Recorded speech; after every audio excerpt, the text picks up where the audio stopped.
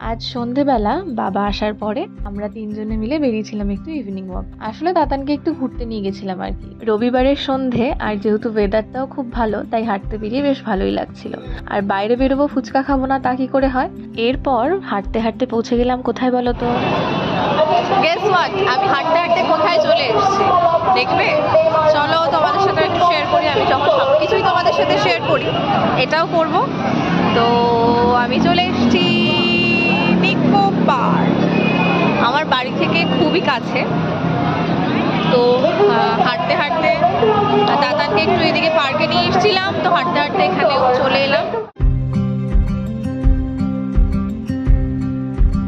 যেহেতু এসছি সেই জন্য ভাবলাম এই ইনফরমেশনটা তোমাদের সাথে একটু শেয়ার করে নিই। যদি তোমাদের কারোর প্রয়োজন হয় একটু পজ করে দেখে নিতে পারো।